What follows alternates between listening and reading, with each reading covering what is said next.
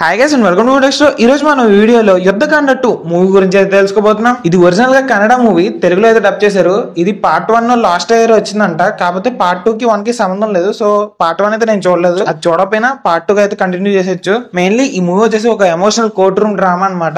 ఇంతకీ ఈ మూవీలోనే emotion connect అయిందా, కోర్ట్ రూమ్ డ్రామా వర్కౌట్ అయిందా అనే విషయాలన్నీ మనం ఈ రివ్యూలో అయితే తెలుసుకుందాం. అందుకని ముందు స్టోరీ వైపు కొంచెం బ్రీఫ్ గా లుక్ వేస్తే, రీసెంట్ గా లా డిగ్రీ కంప్లీట్ చేసిన ఒక లాయర్ కి పెద్ద క్రిమినల్ కేసు అయితే దొరుకుతుంది. కాకపోతే అది కొంచెం కాంప్లికేటెడ్ అండ్ సెన్సిటివ్ కేసు. ఇది ఒక తల్లి కూతురు కలిసి చేసే పోరాటం. దీనిని ఆ లాయర్ ఎలా గెలిపించాడు అన్న విషయాలని మనం ఈ మూవీ చూసి అయితే తెలుసుకోవాలి. ఈ మూవీలో మెయిన్లీ నాకు సెకండ్ హాఫ్ లో జరిగే కోర్ట్ రూమ్ డ్రామా, అలాగే ఐపీసీ సెక్షన్ 84 గురించి ఇన్ డీటెయిల్ గా చెప్పిన విధానం అవన్నీ నాకు బాగా నచ్చాయి. అలాగే ఈ మూవీలోని ఎమోషన్ కూడా బాగా కనెక్ట్ అయ్యే విధంగా చెప్పడానికి ట్రై చేశారు. అది ఫుల్ గా సక్సెస్ అయ్యారనే చెప్పలేం, కానీ మినిమం అయితే సక్సెస్ అయ్యారని చెప్పాలి. అండ్ అలాగే ఈ మూవీలో ఫస్ట్ హాఫ్ అయితే ఆ ఇంట్రడక్షన్ సీన్స్ గానీ, అలాగే ఆ లవ్ స్టోరీ, ఆ కామెడీ గానీ నాకు సరిగ్గా అంత ప్రాపర్ గా ఎస్టాబ్లిష్ చేయదన్న ఫీల్ అయితే వచ్చింది. ముందుగా చెప్పినట్టుగానే ఈ మూవీ అంతా మెయిన్లీ సెకండ్ హాఫ్ లోనే ఉంటది. అందులో కోర్ట్ రూమ్ డ్రామా, అలాగే వాళ్ళు డిస్కస్ చేసిన పాయింట్స్ అన్ని ఇంట్రెస్టింగ్ గానే ఉన్నాయి. కానీ అపోనెంట్ వాళ్ళు ఈ పాయింట్ రేస్ చేశారు, దీనికి హీరో ఎలా కౌంటర్ ఇస్తాడు అన్న ఫీల్ అయితే మనకు సరిగ్గా రాదు. మనం ఎక్కడ టెన్స్ అయితే ఫీల్ అవ్వం,